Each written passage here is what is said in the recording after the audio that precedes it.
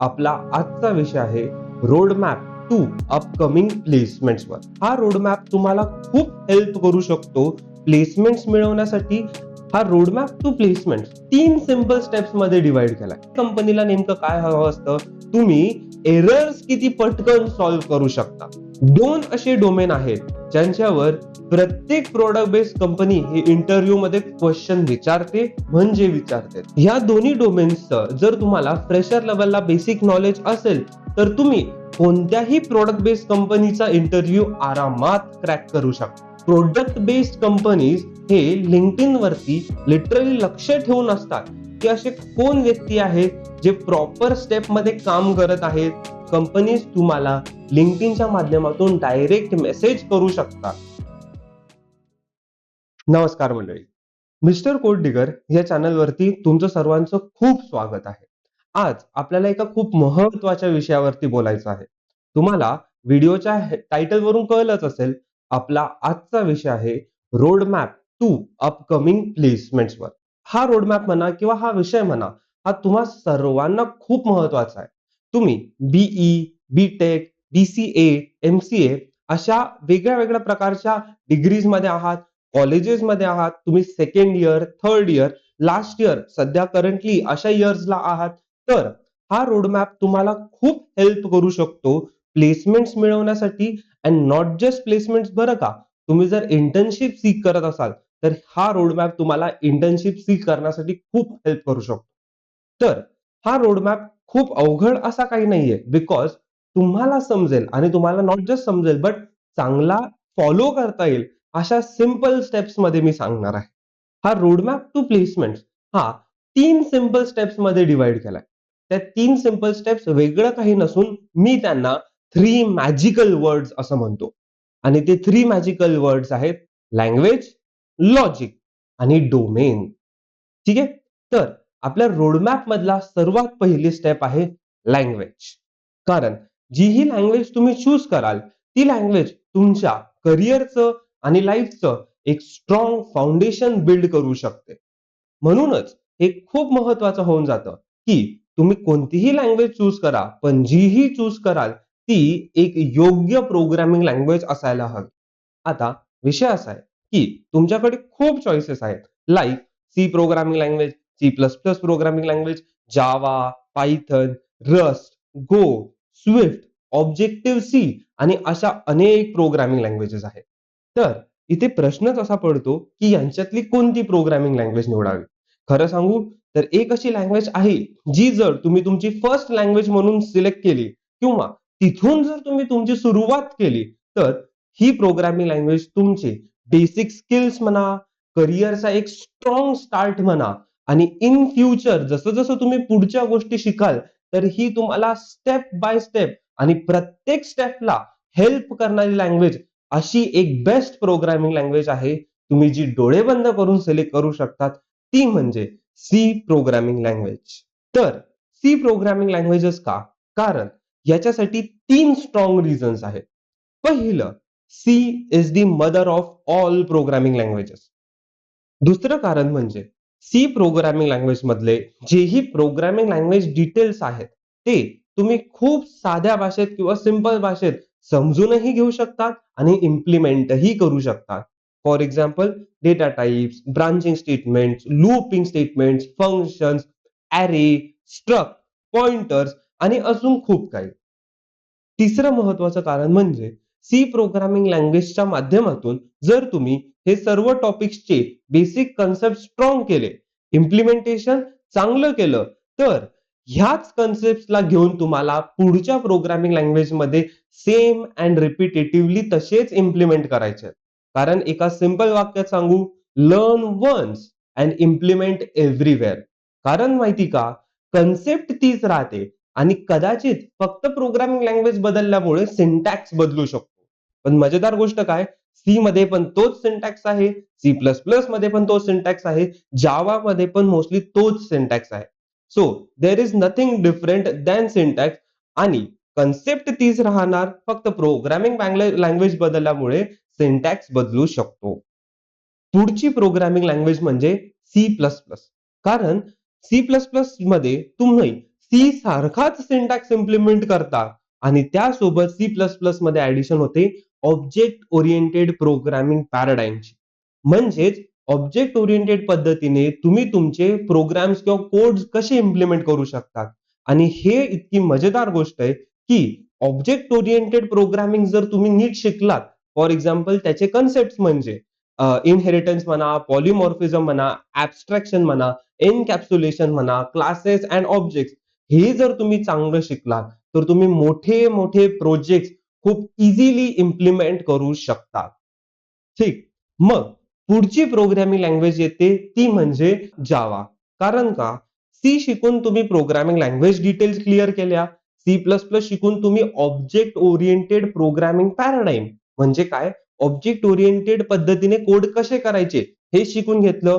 मग जेव्हा तुम्ही जावामध्ये याल, तेव्हा जावा तुम्हाला खूप ईझी जाईल. कारण का? जावा इस अन ॲब्स्ट्रॅक्ट प्रोग्रामिंग लँग्वेज आणि ती पॉइंटर्स सारखे जे कन्सेप्ट्स आहेत, ते खूप ॲब्स्ट्रॅक्ट लेव्हलला हँडल करते. कारण जावाच्या आतमध्ये JVM काम करतो. So in simple terms Java as a abstract programming language तुम्ही तुमच्या तिसऱ्या प्रोग्रामिंग लँग्वेज म्हणून शिकू शकता. आणि एक मजेदार गोष्ट सांगू, ह्या 3 प्रोग्रामिंग लँग्वेज ह्या ऑर्डरमध्ये जर तुम्ही शिकलात, तर पुढे तुम्हाला इच्छा असेल ती प्रोग्रामिंग लँग्वेज तुम्ही खूप सिंपल भाषेत आणि कमीत कमी वेळेत शिकू शकता आणि खूप आरामात. आता रोडमॅपमध्ये आपली जी दुसरी स्टेप आहे, ती आहे लॉजिक. आणि लॉजिक जर तुम्हाला स्ट्रॉंग करायचंय, then there is no other best way than data structures and algorithm. कारण की प्रत्येक डेव्हलपमेंटच्या जॉबमध्ये डी हा वापरलाच जातो आणि प्रत्येक प्रॉडक्ट बेस्ड कंपनीच्या इंटरव्ह्यूमध्ये डी हे मॅन्डेटरी क्वेश्चन्स विचारलेच जातात. तर डी-एस-ए मध्ये येतात array, link list, tree, graph, searching आणि सॉर्टिंग अल्गोरिथम्स. यांच्यावरती तुम्हाला खूप प्रॉब्लेम स्टेटमेंट सॉल्व्ह करायचे आहेत, जे तुम्हाला हेल्प करणार आहेत तुमचे प्रॉब्लेम सॉल्व्हिंग स्किल्स आणि लॉजिक बिल्डिंग डेव्हलप करण्यासाठी. लॉजिक बिल्डिंग किंवा प्रॉब्लेम सॉल्व्हिंग स्किल्स कसे डेव्हलप होतात माहिती आहे? थांबा, सांगतो. विषय असा, की तुम्ही जेव्हा प्रॉब्लेम स्टेटमेंट घेतात सॉल्व्ह करण्यासाठी आणि तो तुम्ही सॉल्व्ह करायला लागतात, तेव्हा तुम्हाला येतात खूप सारे एरर्स. ठीक. आणि जितके जास्त तुम्ही एरर सॉल्व्ह कराल, तितका जास्त तुम्हाला येणार आहे एक्सपिरियन्स. कारण साध्या भाषेत सांगायचं झालं, पहिल्यांदा आलेला जो एरर असतो, त्याला समजा तुम्हाला सॉल्व्ह करायला 1 दिवस लागला किंवा 2 दिवस लागले. पण पुढच्या वेळेला जेव्हा हाच एरर येतो, तेव्हा तुम्ही एका मिनिटात सॉल्व्ह करू शकता. परत तिसऱ्यांदा जेव्हा तुम्हाला सेम एरर येईल, तेव्हा तुम्हाला 10 सेकंड सुद्धा लागत नाही हा सॉल्व्ह करायला. बिकॉज जितके तुम्ही जास्त एरर सॉल्व्ह कराल, तितका जास्त तुम्हाला येणार आहे experience on how to solve errors. ठीक. आणि यालाच कंपनीच्या भाषेत जे आपण म्हणतो ना, की कंपनीला इतके एक्सपिरियन्स हवं, कंपनीला तितके एक्सपिरियन्स हवं. म्हणजे कंपनीला नेमकं काय हवं असतं? तुम्ही एरर्स किती पटकन सॉल्व्ह करू शकता. आणि एरर सॉल्व्ह करण्यासाठी तुम्हाला काय करावं लागेल? परत एकदा प्रॉब्लेम स्टेटमेंट्स जितके जास्त सॉल्व्ह कराल, तितके जास्त तुम्हाला येतील एरर्स आणि जितके जास्त तुम्हाला एरर्स येतील, तितका जास्त येईल तुम्हाला एक्सपिरियन्स आणि जितका जास्त एक्सपिरियन्स दॅट इज वेअर तुम्ही प्रॉब्लेम सॉल्व्हिंग स्किल्स डेव्हलप केलेले आहेत आणि तुमचं लॉजिक बिल्डिंग स्ट्रॉंग होत आहे. रोडमॅप मधली आपली तिसरी स्टेप आहे डोमेन. 2 असे डोमेन आहेत, ज्यांच्यावर प्रत्येक प्रॉडक्ट बेस्ड कंपनी हे इंटरव्ह्यूमध्ये क्वेश्चन विचारते म्हणजे विचारते. आणि ते 2 म्हणजे एक आहे ऑपरेटिंग सिस्टम आणि दुसरा आहे डेटाबेस. ह्या दोन्ही डोमेन्सचं जर तुम्हाला फ्रेशर लेव्हलला बेसिक नॉलेज असेल, तर तुम्ही कोणत्याही प्रॉडक्ट बेस्ड कंपनीचा इंटरव्ह्यू आरामात क्रॅक करू शकता. आणि मग तुमच्याकडे डोमेन्स म्हणून भरपूर ऑप्शन्स असतात. For example desktop app development, mobile app development, system app development, system programming, device driver development, IoT किंवा embedded programming, machine learning engineer ज्यांनाच आपण एआय इंजिनियर सुद्धा म्हणतो. मग रोबोटिक इंजिनियर आणि वेब डेव्हलपमेंट आणि असे भरपूर डोमेन्स आहेत. ह्या डोमेन्सचे काय करायचे? तर जेव्हा तुमची लँग्वेज नीट शिकून होतील, तुमचं डेटा स्ट्रक्चर्स अँड अल्गोरिदम हे क्लिअर झालं. मग डोमेनमध्ये तुम्ही कोणताही एक डोमेन सिलेक्ट करा. प्रोव्हाइडेड ऑपरेटिंग सिस्टम आणि डेटाबेस यांचं तुम्हाला बेसिक नॉलेज आहे, जेणेकरून तुम्ही कोणत्याही प्रॉडक्ट बेस्ड कंपनीची प्लेसमेंट इंटरव्ह्यूज क्लिअर करू शकता. तर डोमेन जो तुम्ही सिलेक्ट कराल त्याच्यामध्ये तुम्हाला इम्प्लिमेंट करायचे multiple projects. As a fresher तुमच्या रिझ्युमेमध्ये किंवा तुमचं इम्प्लिमेंटेशन कमीत कमी 3 आणि जास्तीत जास्त 5 ते 6 म्हणजे तुम्हाला आवडेल तितके, पण खरं तर 5 ते 6 इतक्या प्रोजेक्ट्सचं झालं पाहिजे. प्रोजेक्ट्स इम्प्लिमेंट कसे करायचे किंवा का करायचे? तर सिंपल आहे. जितके जास्त तुम्ही प्रोजेक्ट्स इम्प्लिमेंट कराल, म्हणजेच तितके जास्त तुम्ही प्रॉब्लेम स्टेटमेंट सॉल्व्ह करताय आणि तितकेच जास्त तुम्हाला येणार आहेत एरर आणि तितकेच जास्त तुम्हाला येणार आहे एक्सपिरियन्स. मग हे प्रोजेक्ट सॉल्व्ह करता करता काय करायचं? तर सिंपल आहे. प्रोजेक्ट्स जसे-जसे तुम्ही सॉल्व्ह कराल आणि एक-एक गोष्ट तुमची इम्प्लिमेंट करून होईल, तर त्या गोष्टींच्या पोस्ट तुम्हाला टाकायच्या आहेत LinkedInवर आणि त्या प्रोजेक्टचे कोड्स तुम्हाला टाकायचे आहेत GitHubवर. म्हणजे तुम्हाला LinkedIn वरती तुमच्या पोस्ट चालू ठेवायच्या आहेत प्रोजेक्ट करता-करता आणि GitHub वरती तुमची रिपॉझिटरी बनवून कोड्स इम्प्लिमेंट करायचे आहेत प्रोजेक्ट करता-करता. म्हणजे तुमचं प्रोजेक्टचं एक-एक मॉड्यूल झालं, की तुम्हाला एक-एक मॉड्यूलची LinkedIn वरती पोस्ट टाकायची आहे आणि तेच मॉड्यूल GitHub वरती रिपॉझिटरी प्रोजेक्टच्या रिपॉझिटरीमध्ये अपलोड करत राहायचे आहे. ठीक. जेणेकरून काय होईल, LinkedIn वरती तुमच्या पोस्ट कंटिन्यूअस चालू राहतील, कारण तुम्ही इकडे प्रोजेक्ट चालू आहे आणि प्रोजेक्ट जसा-जसा होतोय तसा step by step code update तुमच्या GitHub रिपॉझिटरीमध्ये अपलोड होत राहील. सर हे म्हणजे नेमकं हे कशासाठी करायचं? तर in simple terms product based companies हे LinkedIn वरती लिटरली लक्ष ठेवून असतात, की असे कोण व्यक्ती आहेत जे प्रॉपर स्टेपमध्ये काम करत आहेत. सो जर तुम्ही करत असाल, तर इतकं समजून घ्या तुमच्यावरती प्रॉडक्ट बेस्ड कंपनीज लक्ष ठेवून आहेत. कारण का? तुम्ही जर तुमचे पोस्ट टाकत आहात, तुमच्या पोस्टमध्ये तुमच्या GitHubच्या रिपॉझिटरीची लिंक जर तुम्ही मेन्शन केली, तर प्रॉडक्ट बेस्ड कंपनीज तिथे जाऊन बघतात, की अरे ह्या व्यक्तीने पोस्ट तर टाकलीये, पण हे पोस्ट मधलं जे काम केलंय ते खरंच केलंय का? मग तुमच्या LinkedIn वरती तो कोड दिसतो and that code is your proof of work. आणि याच्यामुळे काय होऊ शकतं, तुम्ही जितके जास्त पोस्ट टाकले म्हणजे काय जितके जास्त प्रोजेक्ट केले, तितके जास्त पोस्ट टाकाल, तितकं GitHub अपडेट कराल. कंपनीज तुम्हाला LinkedInच्या माध्यमातून डायरेक्ट मेसेज करू शकतात. त्यांना जर रिक्वायरमेंट असेल तर. आणि एक मजेदार गोष्ट सांगू, प्रत्येक प्रॉडक्ट बेस्ड कंपनीजमध्ये 12 मंथ्स म्हणजेच 12ही महिने हायरिंग चालू असते. प्रोव्हाइडेड तुम्ही असे फ्रेशर आहात, त्यांच्याकडे ते स्किल्स आहेत, प्रॉब्लेम सॉल्व्हिंग स्किल्स आहेत, लॉजिक चांगलं बिल्ड केलंय, प्रोजेक्ट्स इम्प्लिमेंट केलेत म्हणून एक्सपिरियन्स खूप आहेत. आणि हे सर्व कशामुळे शक्य झालं? 3 सिंपल स्टेप्स. लँग्वेज, लॉजिक आणि डोमेन.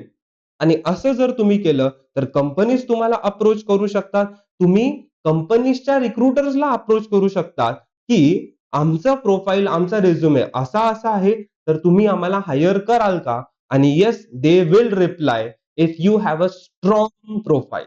सर्वांची आता समरी जर काढायची झाली, तर आपण काय-काय बघितलं? 3 मॅजिकल वर्ड्स. पहिले लँग्वेज. लँग्वेजमध्ये सी, C++, जावा. कशासाठी? सी तुमचे प्रोग्रामिंग लँग्वेज डिटेल्स क्लिअर करेल. C++ ऑब्जेक्ट ओरिएंटेड प्रोग्रामिंग पद्धतीने कसं वापरायचं आणि जावा एक ॲब्स्ट्रॅक्ट प्रोग्रामिंग लँग्वेज. इथून पुढे मग तुम्हाला आवडेल ती प्रोग्रामिंग लँग्वेज शिकू शकता. दुसरं म्हणजे लॉजिक. लॉजिकमध्ये data structures and algorithm the last word. ठीक. आणि तिसरं म्हणजे डोमेन. फ्रेशरला ऑपरेटिंग सिस्टम आणि डेटाबेसचं बेसिक नॉलेज प्लस तुम्ही जो सिलेक्ट कराल तो डोमेन, त्याच्यामध्ये मल्टिपल प्रोजेक्ट आणि हे सर्व केल्यावरती तुम्ही कोणत्याही प्रॉडक्ट बेस्ड कंपनीचा इंटरव्ह्यू आरामात क्लिअर करू शकतात. कारण हे 3 स्टेप्स फॉलो केल्यावर तुम्हाला फ्रेशर जरी असला, तरी खूप एक्सपिरियन्स येतो. तर मग मित्रांनो, हा व्हिडिओ तुम्हाला जर आवडला असेल, तर नक्कीच लाईक करा, सबस्क्राईब करा. तुमच्या मित्रांसोबत पण शेअर करा, ज्यांना ह्या प्लेसमेंट सीझनमध्ये प्लेसमेंट मिळवायचं आहे आणि काय रोडमॅप फॉलो करायचा हे अजून माहिती नाही. हा व्हिडिओ त्या सर्वांना हेल्प करू शकतो. चला तर मग आपण अशाच एका महत्त्वाच्या टॉपिक सोबत भेटूया पुढच्या व्हिडिओमध्ये. तोपर्यंत कीप कोडिंग, कीप ग्रोइंग.